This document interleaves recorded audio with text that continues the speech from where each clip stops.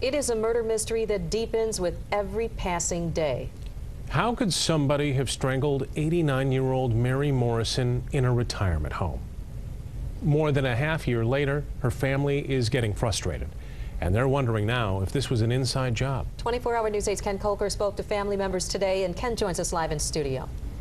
Sue Bryant, she was living at Sentinel Point in Cascade Township, her home for 9 years, when she was strangled in her room with an electrical cord. I get the feeling sometimes that someday there's going to be a guy in a bar someplace and he's going to have a couple beers and he's going to say to the guy next to him, "You won't believe this. I killed a lady and I got away with it." And maybe that, he says, would be the tip they need. His sister was living alone when she was attacked in her apartment.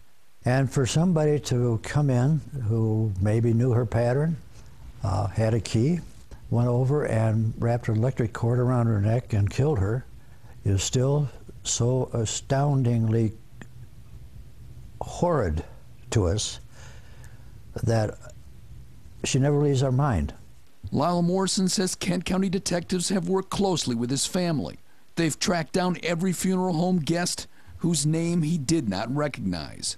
They told him about the strange visitor shortly after the death. A lady in a green Mercedes drove up in the parking lot, well-dressed, got out, walked into Sentinel Point and said, "I want to see the room where the lady was killed."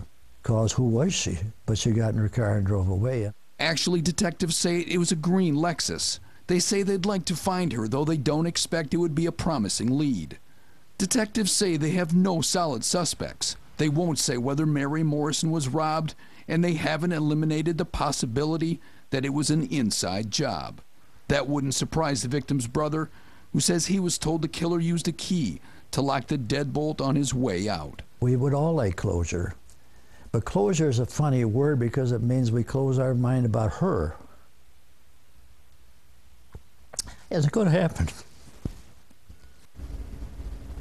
Detectives tell us they're still waiting for some evidence to return from the State Police Crime Lab in Lansing, and they still have Mary Morrison's room sealed off in case they need more evidence.